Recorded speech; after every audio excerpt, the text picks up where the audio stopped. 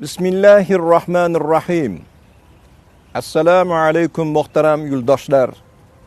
Mazkur suhbatlarimizni ko'rib borayotgan muxlislar, ana muborak Ramazon oyini fazilatli kunlarda sizlar bilan diydor ko'rishni Alloh nasib etdi. Bu kunlarda qilinayotgan ibodatlarimiz, Yaratganning dargohiga qilib turgan iltijolarimiz, duolarimizni benuqson Yaratgan dargohiga qabul etsin. Xalqi xizmatida bo'lganimizda turli xil turkum suhbatlar xalqimizning hukmiga havola qilinganda onalar to'g'risida gapirdik. Onalarning fazilati to'g'risida gapirdik. Farzandning zimmasidagi onaning haqqi to'g'risida ko'p gapirdik. O'ylab qarasam, dunyoga kelishimizga sabab bo'lgan, tong qorong'isidan tun qorong'isigacha xizmat qilib, uyim, joyim, farzandim, bolalarimni orzu havosi deb xizmat qilgan otalar to'g'risida ko'p gapirmaymiz. Ota farzand ko'rganda qandoq xursand bo'lsa, aqiqalar qilib elga osh bersa, farzand ham otani xuddi shunday yaxshi ko'radi. Ota vaqti kelganda ustoz, ota vaqti kelganda ulfat, tong otar suhbat qiladigan, suhbatga to'ymaydigan do'sting. Ota vaqti kelganda sirdosh, sirlaringga sirlashadigan. Ota vaqti kelganda dardkash, boshingga musibatli kunlar kelganda, yoningdagi oshna og'ayni, yor birodarlar oyog'ini tortib ketganda ham bolam deb turadigan mana shunday otalar bir kun dev kelbat bo'lgan, kuch-quvvatga to'lgan, qo'lidan ko'p xizmat keladigan otalar ko'zimizning oldida hassaga tayanadigan bir davrlar keladi. Ana o'shanda paytda farzandlar qo'lidan kelgan xizmatni ado etadi.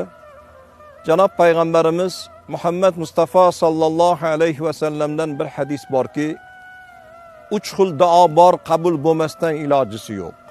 Shu duolardan birinchisi ota-onani farzandni haqqiga qilgan duosi qabul. Ayniqsa otaning duosi tez qabul bo'ladi. Ikkinchisi zulmda yurgan mazlumning duosi qabul. Uchinchisi musofirning duosi Yaratganning dargohida ijobat bo'ladi. Shuning uchun mana shunday bir ulug' kunlarda, fazilatli kunlarda otasi hayot bo'lgan yor birodarlar otalarning duosini olib, xizmatini qilib qolishlik. Farzandning zimmasidagi haqlardan birinchisi taomdagi haq. Mana Ramazon oylarida turibmiz. Iftorlik paytlari bor, saharlik paytlari bor. Choy bilan, non bilan saharlik qildik, iftorlik qildik degan otalarni eshityapmiz. Qo'limizdan kelgancha shularni ko'ngli tusagan noz-u ne'matlarni dasturxonning ustiga qo'yib, iftorlik qildirish, saharlik qildirish o'g'illarning zimmasidagi haqlardan bittasi.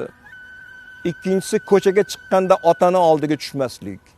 Ya'ni yo'l yaxlagan bo'lsa, qorong'i zulumotli kechalar bo'lsa, muhofaza sifatida farzand oldinga tushishga haqlik, lekin qolgan paytda otani orqasida yurishlik.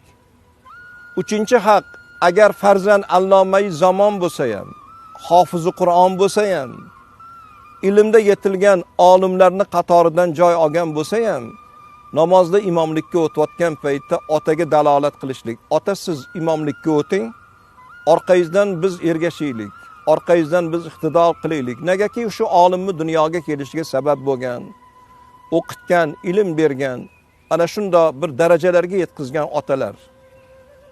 Ana undan keyingisi libosdagi haq. Chiroyli bir liboslarni kiygizib, ko'chalarga chiqarishligimiz, jamoatda yuramiz, namozda jamoatda otaxonlarni ko'ramiz. Bo'yniga tillodan zanjir taqqan ayrim aka-ukalarimiz, xorijiy davlatlarning mashinalarini mingan ayrim aka-ukalarimizni otalari ko'chaga chiqqanda odam uyaladigan bir holatlarni guvohi bo'lamiz.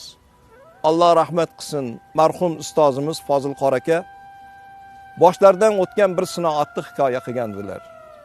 Poytaxtimizdagi Saidi Vaqqos ota masjidida imom bo'lib turgan paytim bir xonadonda ehson, xatna to'yi munosabati bilan ehson bo'ldi. Ehsonga kirdik. Ehsonga kirsak, to'y qilayotgan yigitning otasi oxiri to'kilib ketgan bir eski to'ppi, eski bir choponni kiyib bir chekkada o'tirganlarni ko'rdim. Juda ham ko'nglim buzilib ketdi. Ehsonni o'tkazgandan keyin men iltimos qildimki, mana shu to'y qilayotgan yigitni ko'rsak bo'ladimi? Ko'rsak bo'ladi. to'y qilayotgan yigit oldimga keldi. Ukam, ertaga tong otsa butun mahallaga osh berasiz. To'y qilayotgan bolangizni yoshlari necha yosh? 3 yashar. 3 yashar bolaga shuncha orzu-havas qilyapsiz ota bo'lganligingiz uchun. Lekin siz ham unutmang, sizni ham onangizdan keyin o'gay onani ravo ko'rmagan. Bolamni ko'zdan yoshi oqmasin deb shu darajalarga yetkazgan, o'qitib, odamlarni qatoriga qo'shgan otangizni hayotligi esingizdan chiqmasin. Otaman to'y qilyapman deb bitta do'ppi kiygizib qo'ysangiz, yo otaman to'y qilyapman deb bir jangi chakmon ustiga yopsangiz, arzimagan narsa bilan shu insonni ko'ynini olgan bo'lardingiz. Lekin biz bu holatni aksini ko'rib, juda ham achindik degan gapni jamoatda oldida gapirgan ekanlar. Xalqni oldida mulzam bo'lgan farzand o'zini e'tiborsizligi, otaga bo'lgan munosabati yo bo'lmasam farosatsizligidan uyalgan farzand ertasi kuni otaga bo'lgan munosabatni ijobiy tomonga o'zgartirgan ekan. Bu hammamizga dars bo'lsin. Hozir hayot yurgan otalar ertaga tarixga aylanadigan, otalar erta-indin dunyodan o'tgandan keyin afsus nadomat chekadigan kunlar boshimizga kelmasdan oldin chiroyli suratlarda ko'chalarga chiqarib qo'yish o'g'illarni zimmasidagi haqlardan bittasi. Rivoyatlarda keltiriladi, bir odil podshoh o'tgan ekanlar. Zamonalari saodatli bir zamon bo'lgan ekan.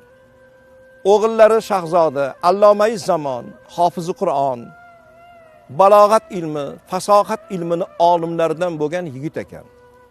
Jamoatni yig'ib, odil podshoh o'g'illarni yonlariga chaqirdilar. Shahzodani yelkalariga qo'llarini qo'yib turib savol qildilar. Bolam, sen zo'rmisan, men zo'rmanmi? Shahzoda men zo'rman degan javobni qildi. Odamlar hayron. Kutilmagan javob.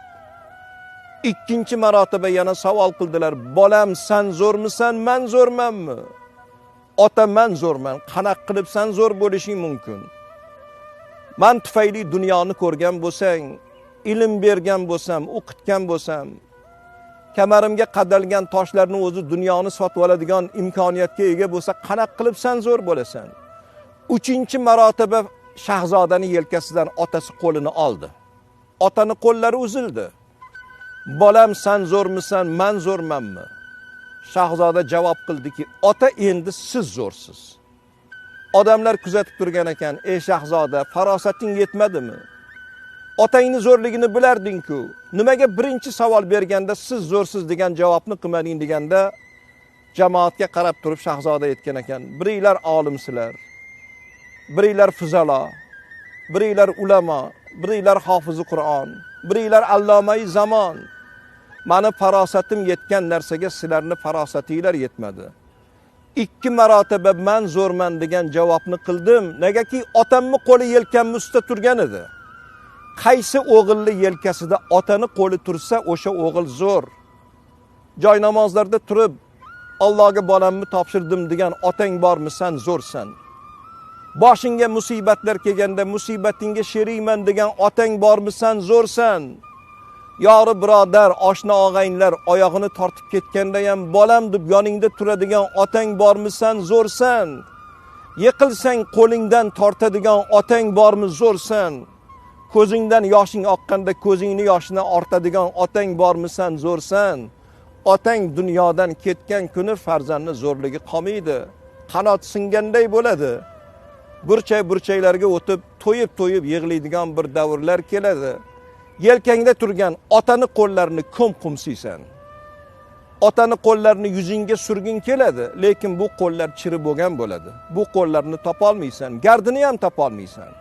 Mana bugun shunday bir ulug' kun, ulug' oy, duo qabul bo'ladigan, otalar duo qilsa qabul, onalar duo qilsa qabul bo'ladigan, ha saharlik bo'lsin, ha iftorlik bo'lsin, otalarni duosidan farzandlar foydalanadigan, bahramand bo'ladigan daqiqalarni g'animat bilib, otalarimizni duosida barqaror bo'lishni Alloh hammamizga nasib etsin.